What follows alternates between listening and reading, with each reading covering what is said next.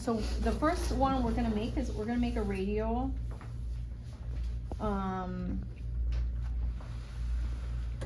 wrist and finger extension orthosis, right? So this is going to be your dynamic. All right, and this is very specific for, what is this very specific for? It is very specific for a radial palsy. All right, it is, you can use this for a zone 5, 6 extensor tendon,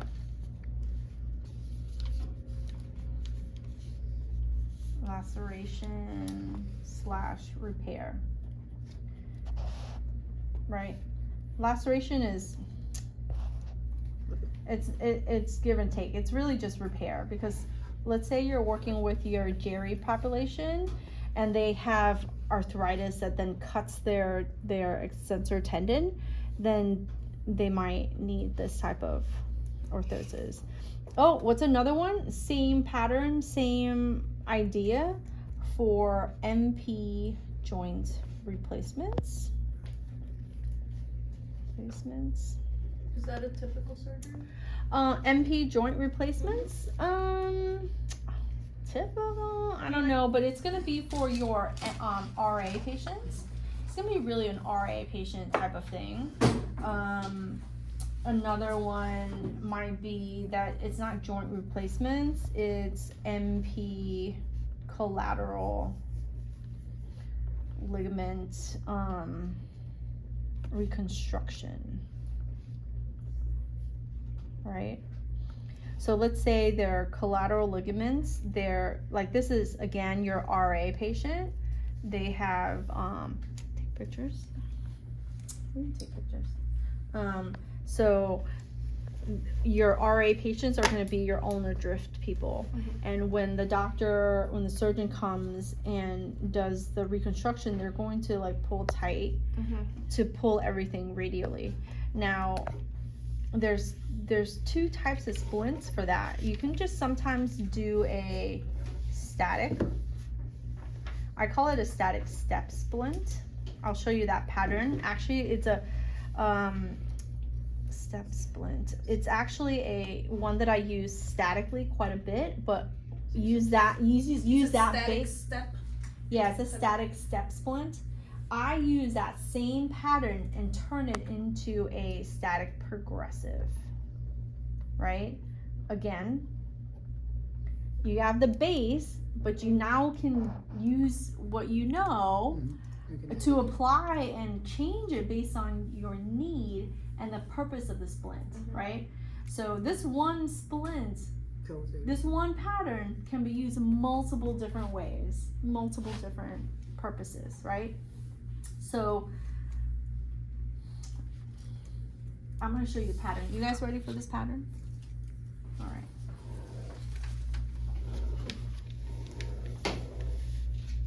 It's a That's hard. No. I swear it's maybe shaved right here. So it's a little bit less than I swear.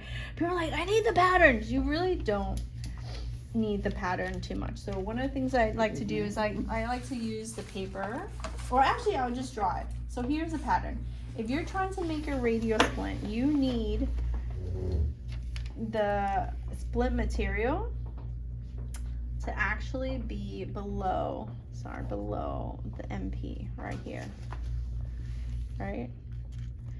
You want to be able to make a fist and come up, so it's got to be below the MP. Now the principle is the length, right? The length has to be, the length here has to be 2/3 the length of the forearm, right? The length of the, if this is your wrist, right? It needs to be this long so that there's enough length and lever arm, right? And then this part has to be just at the MP joint, at the MP joint, right? If this is the wrist, you want to make sure that the width is, how is it called? Half the circumference of the wrist or forearm. If it's too skinny, it won't hold. So it's got to come and it's got to wrap around half, right? Half this. So it's got to come around here. It's got to here include the thumb a little bit. Are you okay with us doing a video? Oh yeah, we can do it. Yeah. Jump in on that. Jump in on the video action. Are you gonna be Very posting this or sending proprietary, it and to they us? don't want you doing any kind of this stuff because obviously No, I don't want care. you sharing I want you to get the most out of this program, and I'm happy. You can take pictures. You can do the same. Say, Huang, you're welcome to share the videos. We'll be taking pictures. So right. So that's essentially the pattern, right? So if you just think about the base, so the base has to sit a certain way on the arm so that now we can place, because the outriggers have to be placed here, right? This is the outrigger part, and it's got to attach. And we include the thumb. You see how it has to be wide enough to include the thumb, because we also need an outrigger for the thumb. Now, that's essentially your radial splint, right? Now, if you were making it and it was just for the hand because it's not a nerve issue, then all you have to do is not make it long and wide enough for the thumb, because you don't need to include the thumb now, because the thumb does its own. You're just making it for like a tendon for the fingers, right? Does that make sense? Does that pattern make sense? Mm-hmm. So here, once you have your pattern, you have to know how to place it, right? So placement. The principle, my rule of thumb is how can I use gravity to help? When I make a splint, I always think, how can I make it easy for me and my patient? It's got to be first, why me versus them? It's because if I don't make it easy for myself, then they're going to suffer me having to make it over and over again. Right? So even though we are thinking of ourselves, we're actually thinking of ourselves in relation to helping your patient. So it's actually really patient first, but you have to think of you. So the great thing about a radial portion of this is that it's the easiest base you're ever going to build, because it's just flat on the hand.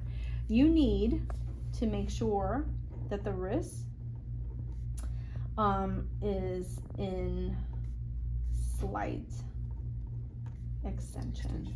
Yep, that's it. So what can you do? You can put a towel roll underneath to place them into a little bit of wrist extension, right? And that's it. And then all you have to do is patient needs to relax. Relax, people, right? That's it. Like, I know you're a pro at this, but a novice, like, do you Yes. ever like really measure it? Like have exactly 20 degrees, or you just functional face? Like a little yeah, towel roll. Yeah, just a towel, just a little towel roll, Okay. right? And if you have them make a fist, they don't have wrist extension. So if you do it to the other wrist, this is your visual. If you make a fist, this is how much. Your hand just naturally pops up. So what you do is you're taking on the natural attitude of the hand. The natural attitude of the hand is when the hand makes a fist, the wrist goes in slight extension. So if you're trying to replace it and they're making a fist, their natural tendencies, the wrist is going to go into extension as long as the wrist works. So if we're trying to replace wrist extension and finger extension, that's a natural attitude. So you're just looking for natural. I don't measure, Mhm. and I don't think even as a novice you need to measure. Okay. I think that you just need to know the pattern. So so if we're measuring, right? If we're measuring, let me borrow your hand, right? So if I measure your hand, I can say, okay, from MP to 2/3 the length of your forearm, I'm gonna go 10 inches, right? I'm gonna give myself a little bit of extra room, 10.5, so I can trim just in case, right? So that's going to be my length. And then my width will be, well, I want to come across the hand. I want to come to the side of the hand, come across to include the thumb. I'm going to be safe at 5.5. This is going to be skinnier, right? So here, so where did I do? Oh yeah, my length, right? My length. And my width at the hand,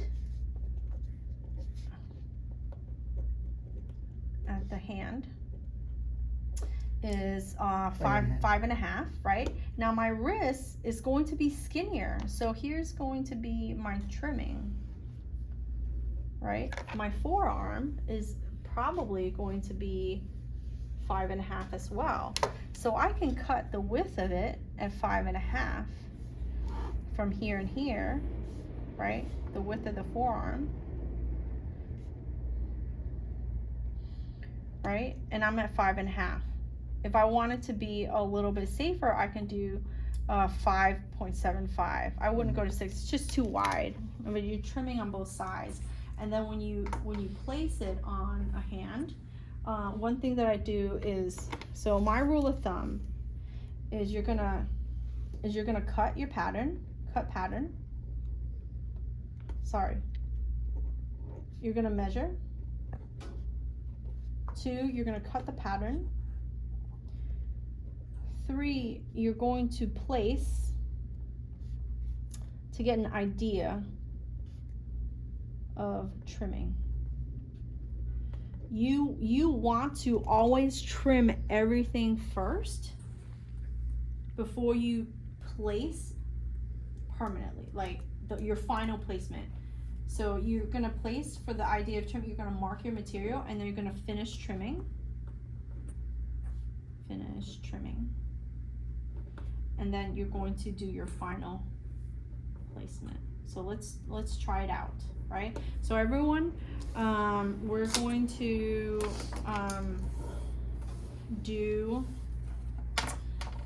so I have included in this Taylor Splint and Orfit, right? Now Taylor Splint is really, like, I got the thick one, and then Orfit, I use a thin one. So for a radial splint, my favorite is to use it a little thin because it has a little give. And then I like to use, What do you consider thin? What is the measurement so of thin? your cheat sheet has it. Oh, okay. Hey there, are you an occupational therapist and physical therapist that want to do hand therapy? You like videos to help you grow your skills? Well, hit the subscribe button and the notification bell. I put out videos weekly so that you can develop your skills and be able to see any kind of patient that comes your way. So hit the subscribe button and I'll see you in the next video.